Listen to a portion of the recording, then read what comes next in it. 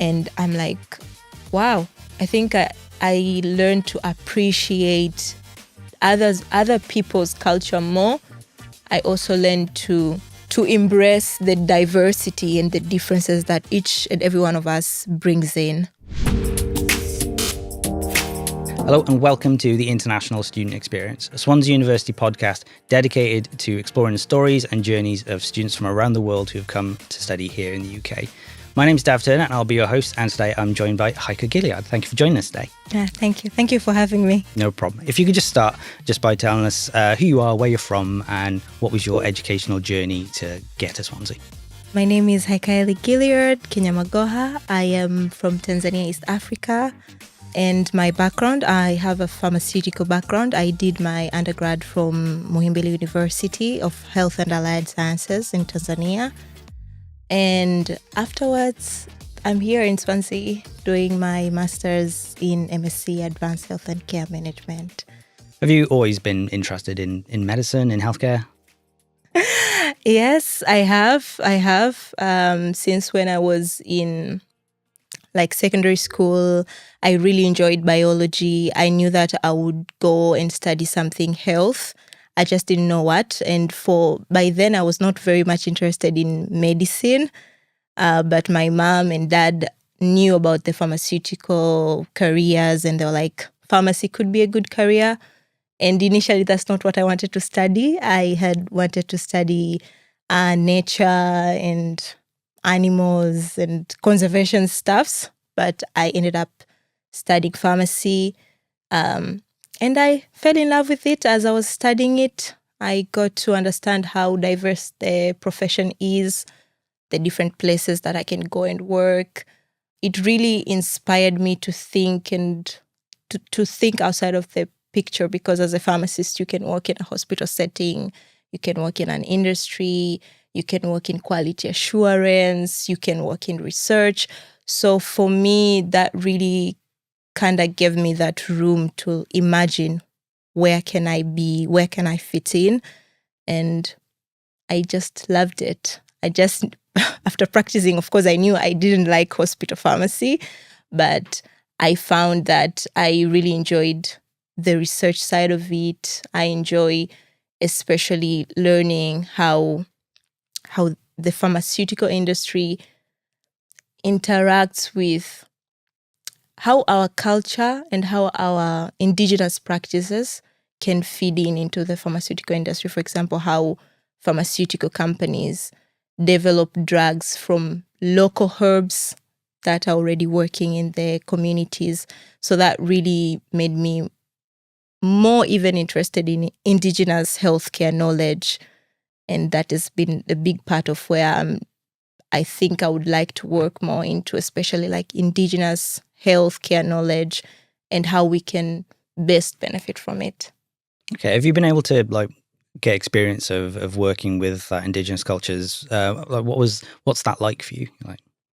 So yeah, I've been able to work with indigenous culture. So I have a platform that is called Balcony Series, where we use arts for social impact, particularly why art, because art has a way of simplifying the delivery of complex information. And sometimes healthcare information is a bit complex and it can alienate people because maybe you can only find it in journals and publications. But if you use simple formats such as films, then it can be easy to be digested by people. And we managed to make a short documentary, which is called Mwanahiti.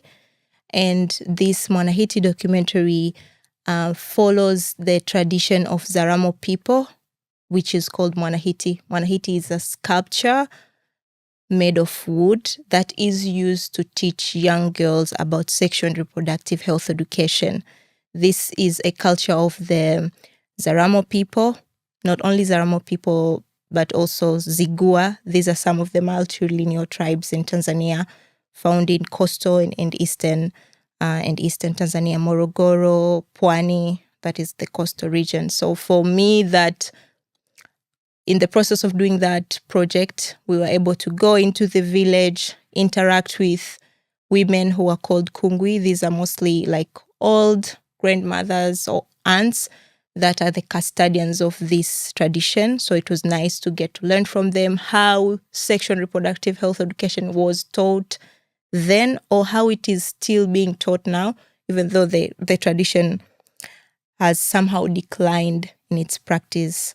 So it was nice to learn, because right now sexual and reproductive health education is taught in schools, maybe sometimes as part of a subject, or different NGOs trying to come up with like modules on how they can teach the upcoming generation, young girls and boys, about sexual and reproductive health education. But traditionally, that was the role in the community, that once you come of age, if you're a lady, then after your first menstrual period, then you are secluded together with your other cousins, and by then you'll be taught about the menstruation, how should you take care of yourself, your hygiene, how should you behave, because that was a rite of passage, that now you're no longer a child, now you're a grown woman. So how do you behave as a grown woman? You just can't be running around and playing with the boys, with like doing all these things that you were doing when you were a child. Now you're a grown up. And then they teach a lot of things, how to cook, because by then you are a grown up person. You are expected to look after maybe your other siblings. You are seen as mature enough that you can even maybe have your own kids, because by then, when the tradition was very prominent, most ladies were not going to school. So they would maybe stay a couple years back at home and then maybe get married when they're 16, 17 or 18. However, times have changed. Women, we are studying, we're going to school. So even the way they practice, the tradition has changed, even in Bagamoyo and other Pwani region where the tradition is still practiced. And because of how the government has emphasized the importance of young ladies going to school, so the tradition itself has also have to change to accommodate. So now ladies go to school, and maybe they can do that rite of passage on holiday, but they're still going to school. So it also gives them both of the gives them the benefit of the both worlds. So that was a very interesting opportunity for me. And we managed to show the film last year. We managed to show the film in the Zanzibar International Film Festival, which was very well received. We got a lot of feedback, and we are looking forward on how we can improve it better, because it's just like a snippet. We couldn't capture much. So we're looking forward on how we can learn more, because as a healthcare practitioner, I believe once we learn and understand how some of our traditions, how they relate to health, then we can make better healthcare programs that better suits our needs. Yeah, and it has been a great project. We've also been able to donate the film to the Tanzanian National Museum. And this was not our own effort, as I told you. I have this platform balcony series, but the film, we made it in collaboration with another platform that is called Picture Time. So it was also a great learning moment for me, how you can collaborate and bring out a project that will be of good use to the community. Amazing. What were some of the biggest barriers you came up with when you were engaging with the communities to do that? Okay, the biggest barrier. The first, I would say the budget. Because we were sponsored. We were sponsored by a grant that is called Feel Free Grant by the Nafasi Art Space. However, we had this very grandiose project, and how we wanted it to be this long. We wanted to go to this, how many villages. But of course, the budget was just staring at us. Not today. So we had to adjust the project to kind of like do a simpler version of what we wanted to do. So I think in the long run, I would like to revisit the project and do it in a bigger scale, because we only looked at one tribe, that is the Zaramo. However, this Monahiti tradition, is not only practiced by the Zaramo, it's also practiced by the Zigua, the Kwere. So there are a couple of other tribes who practice this same tradition. However, it varies across the different tribes. So I think I would like to kind of like go more into depth. Another challenge was something we didn't think of before. So in the way this tradition is practiced, sexual health education is taught separately. Men are taught separately, women are taught separately. So men, they have what is called jando in Swahili. So it's their rite of passage, jando for men. And they will be taught with their uncles and grandfathers. They would go in seclusion, go into the forest, and then there they will teach them different things. For this tradition, then that is when they would do like circumcision. They'll also teach them the importance of being a man. How do you behave as the man of the family? They'll teach them like the physical skills, how to hunt, like how to be like a strong, like a father figure or like somebody dependable. And the women, they'll have their own training. So those things were taught separately. So when we went to shoot, we didn't take that into consideration. And both our cameraman and our audio person was a guy. So at a certain point, we were like two ladies, part of the team, and two guys. At a certain point, the kungwi, now these women who are the custodian of the information, they told us like, there are some things we can't share in the midst of the guys. So you would have to tell the guys to go away. Then we can talk to you. However, also we also do not think it's nice if you guys record. Right. Yeah, so we kind of had to like chase away the guys, like, hey guys, go. So I think next time if we go back, we'd also take that into consideration. I think in hindsight, we didn't think of that, and that we should have thought of that. So I think that was kind of like a barrier. However, I feel it also just helps you to realize how different societies set their structures, how knowledge is expressed and passed down. Here you expect everything, you find it in a book. But in this tradition, that person, that woman is like the living, breathing encyclopedia. And they have their code of conduct on how they can share that information, to who, what, to what extent. Even in the sense like right now, I can just take my phone and Google, I can just search anything, how to use sexual education, how family planning. I can just go and search, that is readily accessible. But back then, because these were mostly the custodian of that information, a child who's below the age of 5 would not know that, because that information is only accessible once you reach a certain point. And then even once you are given that information, once you reach puberty, there's a level to what you will know. And then once you get married, they have kungwi, the same women, they'll come to teach you your responsibility as a wife. Once you get pregnant, they have another way. Then the grandmothers and the aunts, they'll come to teach you how to take care of yourself and how to prepare yourself for the coming of the child. So there were like levels to it. And there were like gates in between, so that the information is just not randomly accessible to everyone. However, that is very hard to do right now, because you can just Google, which has its benefit and its downsides. And I think for me, it just made me realize each system has its pros and cons. And what we can do is understand and take the best practices and keep on using those. And whatever that doesn't serve us, can just forget about it. I'm just wondering how you came to think about using art as a medium. Your balcony series, for instance, like, was that where the idea was born? Yeah. So I think for me, maybe I could go a little bit back when I think about it. I'm just thinking maybe how art got into my view. So my mom is a very artsy person in the way that she expresses herself. She likes to dress up.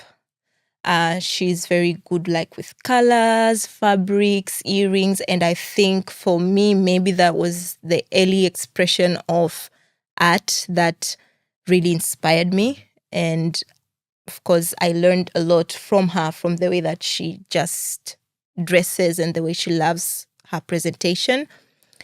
And just overall, I think I've encountered how art can be useful in the sense that how it simplifies information. And also to add that I've also done training as an arts manager and curator at Nafasi Art Space. So that extra layer of understanding of art, I think that is what really cemented my view regarding art as a powerful tool for delivering information. Yeah, and when it comes to balcony series, it was more of serendipity rather than in hindsight. It's not that I knew how balcony series would turn out. We just started it and we went with it as how it was changing as need arise. So it wasn't that by then I knew that, yes, now we're going to use art to do this. I really didn't know.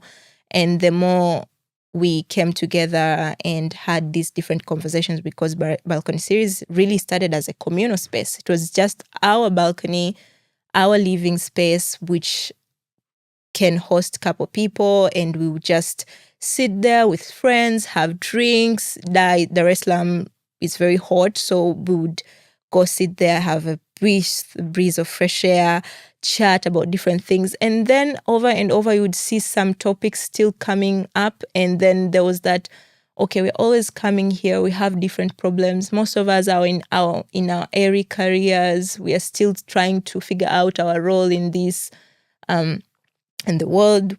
We're asking each other these questions. Then why don't we have a more structured way of maybe tackling these conversations? And that's how balcony series arise.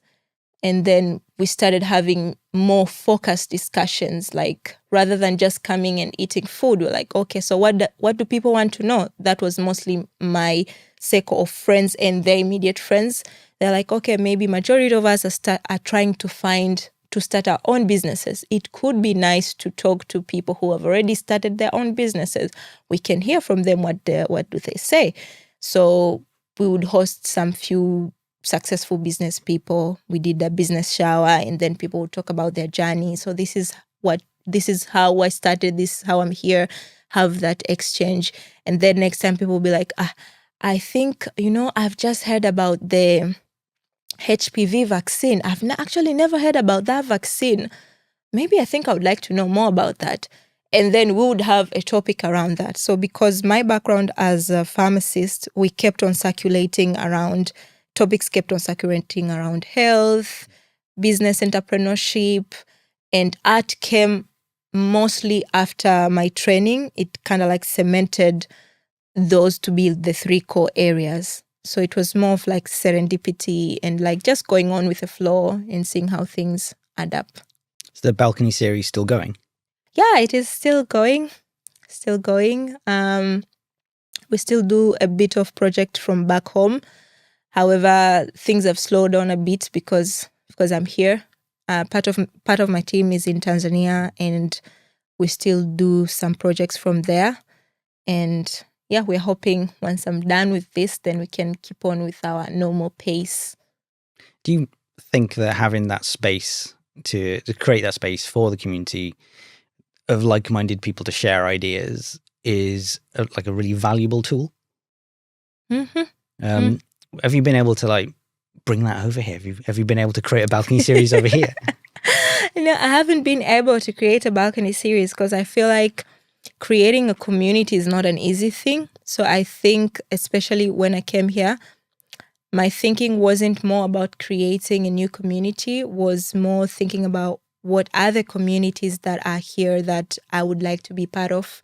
I think that is more the outlook that I took, because in real sense, I don't really have much time to do as much as I would like to do. I'm a part of a couple communities. So one that I really enjoy is the Swansea Enterprise community and the different events they do around entrepreneurship. So for me, it helps me to understand what other people are trying to do, the projects they're doing. I was able to pitch in the match pitch and got myself a space for the summer boot camp. So that's one of the community I really enjoy.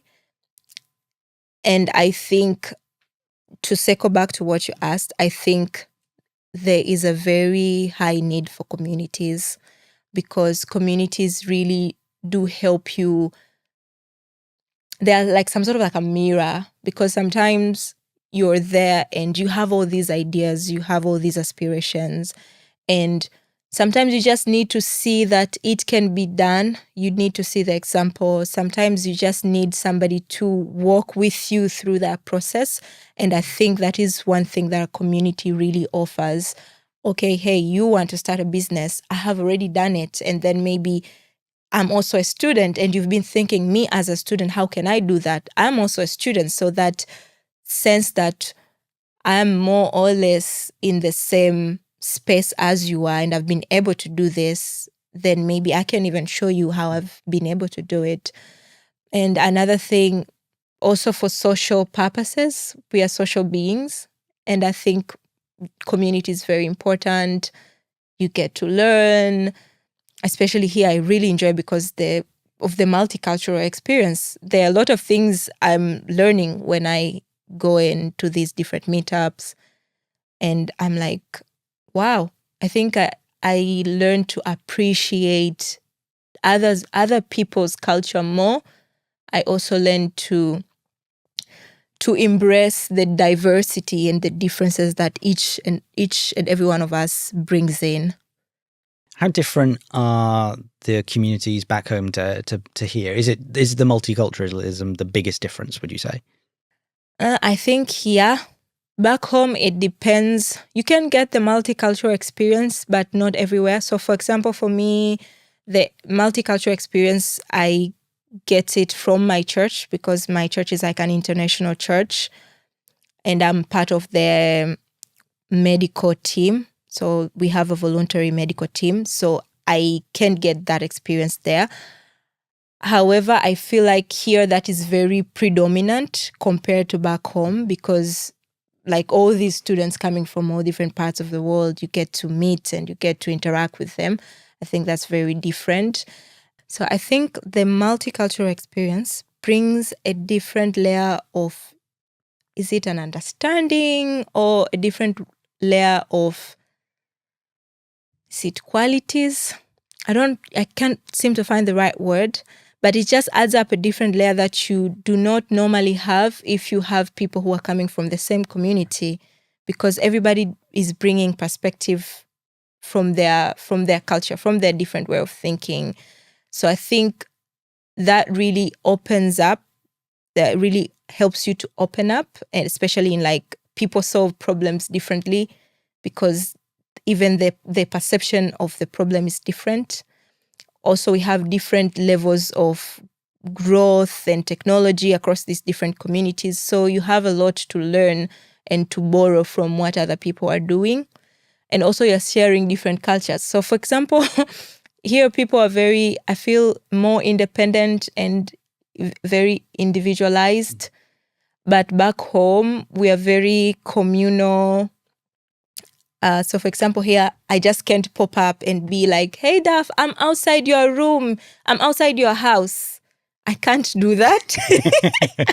I can't do that. But back home, we're very communal. I could just be like, hey, I was walking across your street and I'm outside your door.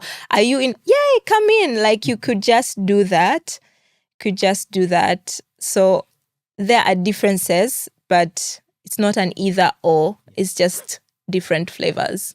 Would you say that's one of the biggest differences that you notice coming from Tanzania to the UK? Yeah, that's that. And people here don't talk much. They would talk, but at least greet them first. And sometimes they don't answer, which was a bit shocking for me, because in my accommodation, I was like moving around. I'm like, morning. And people are like, they just not. they just look at me and I'm like, wait a minute, have I said something wrong? Or the English people don't say good morning. I'm like, maybe I'm missing something. How did you find that then? Like, how was that adjustment for you? It was a bit weird. It was a bit weird because, I'm not used, Tanzanian people are very warm and welcoming. And let's say even if I sit in a bus, I just can't sit. You have to greet the person next to you. Even like habari. Habari is like hello. It's like habari. And then you could even do like a bit of even small talk. But here it's like the person is moving around with their headphones. The best you can do is make eye contact. Hey, I'm here. You're here. We're here. Keep quiet. And everything moves on. So initially it was a bit weird, but again, I came to understand that underneath that seriousness, people, especially Swansea people are very sweet and helpful. You may just have to greet them first and be like, hello. And then once you say hello, then their face loosen up and they're like, hi. So, yeah. You think that might be the biggest cultural difference and the biggest culture shock that someone coming to the UK for the first time might have? Yeah. Everybody's minding their business. I feel like once you come here, you really appreciate the communal nature of how Tanzanian or Africans we do it. We are very communal. So I think you really start to appreciate that, and you do miss it. I really did miss home, especially December. Adding on the Welsh rain, it was gloomy and dark, and I'm like, please remind me, why am I here again? Well, how did you navigate that loneliness? How did you navigate being homesick? Homesick. So I'm very happy and grateful about my community back home. So I talk very regularly with my friends. I talk regularly with my partner, my parents. So I think they kind of helped with that, because I think it could have been worse if I feel like homesick and maybe the people back at home, I'm not very in touch with them. I think that could have been more harder. But that was also nice. And I'm also happy I've made friends with a couple people in my accommodation. So it's also nice to have somebody that you can talk with, and then you can be like, hey, can we go for a walk? And then you guys could go for a walk. Or maybe like, what are you cooking? I'm cooking this. Maybe can we cook together? Like, it has really helped. And I also have a couple friends from Tanzania who are here. So it's always nice. It's tired you get tired sometimes speaking English straightforward. Your jaws hurt. And I need to speak some Swahili. So naenda kutafuta Waswahili wenzangu. So naenda kutafuta, like I go searching for my Swahili friends to take a break, to give my jaws a break from from this English. You think it's important to find those connections? So when you came here, did you realize how much you would need those connections? I think I really didn't. I had an idea. I have been told that because I'm a Chevener, so I've been told by previous Chevener that it's important for you to have a community. I just didn't picture it in space. I think as much as information you know beforehand, you understand more when you're in that particular situation. So I think that's when I really understood, it's very important to have a community. With how important community and family and friends are back home, what was that like for them with you leaving? Maybe we should ask them. Like, how did your family react? How have they coped with you not being around? I think they do miss me. Yeah. But they were very happy. My mom, my dad, also my friends, because they knew that I had wanted to do my master's. So for them, it was, as much as we would miss you, we know this is something that you wanted to do, and it's a good opportunity that it has come. But they were sad, and I was happy that they came to escort me to the airport. So I had like a team of like 5 or so people, escorting me, which was a good moment. Some tears were shed. But for me, it was a moment that I really appreciate, that I have that community, that I have people that are rooting for me. And I knew I would miss them. But the fact that they are supporting me in this decision, it was just like making me have that mark in my head, like, yeah, you have people who trust that you can do this. You have people who are supporting you. So once you go there and study, you're studying like you've been sent by a village. So my village has sent me to study. So that way. So yeah, I really do miss them. I really do miss them. Yeah. Do you think having that level of support, having your village behind you, do you think having that helps you drive on? Does it like help you then on the days when you can't quite get out of bed, you can't quite do that essay? You know, is it helpful to know they've always got your back, even though they're not here, like having that support behind you? Yeah, I think it's very important. Whenever you feel like you're losing hope, I think you can even just maybe call them and tell them, like, I'm having a problem here, or maybe this has been a challenge, and you know that they can give you a word of encouragement. And also sometimes just knowing that you have that support, it makes you push a little bit further, and it makes you want to honor their support, because if you're trusting me to do better, then I will do even better than what you're expecting, because you already trust me. So yeah. So it wouldn't be too much pressure on you then.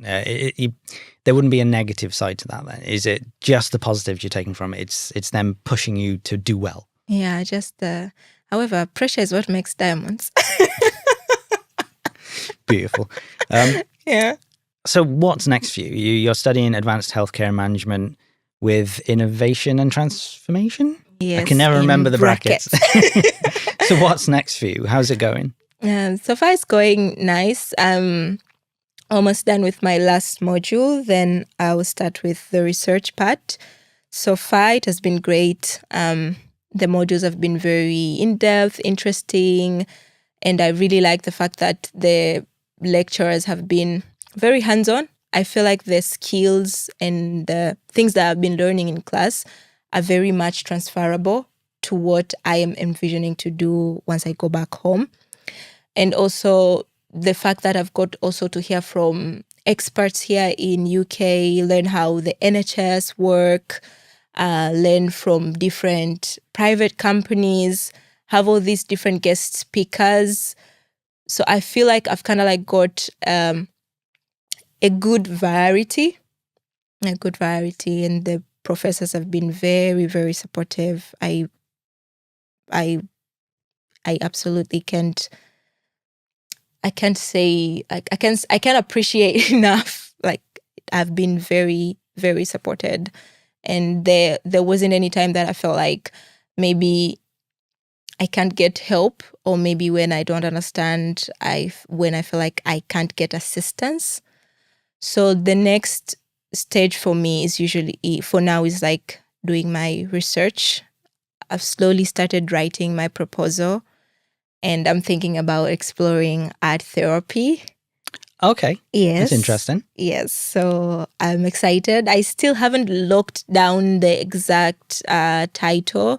I'm still more into like the research phase, and I'm savoring every moment of it. And that would be building on the film work you've done before, the creative work. Yes. Any ideas for what that art therapy might look like? Honestly, at this point, I'm not so sure how it would look like. I just think it's an area that could be useful once I go back home. And I feel like with my already interest and my experience as a creative, as a healthcare practitioner, this could be the next stage, or this could be my area of expertise, because I think we had a bit of a chat before, and I told you that I'm very much interested with the intersection of where art and health meets. And I feel like art therapy could be that thing. Last question for you then. What would you say to someone who back home was considering applying for achievement or applying to study in the UK, what would you tell them? I would tell them to apply. I think also time is moving very fast. Time is moving very fast. I would just tell them to apply, because for me, honestly, I've enjoyed my time here academically. There's so much resources. There's so much support from the teachers. I like the fact that we are using a lot of things which are real data, real problems. So I feel like you're not going to study ancient things that would just end once you study. Those are very things that you can apply. So that is like a very important point. I think it's also a very good place in terms of for international students. You have a lot of other international students. You have a bit of Kenyans, Nigerians, is a lot of other East Africans. So you have support.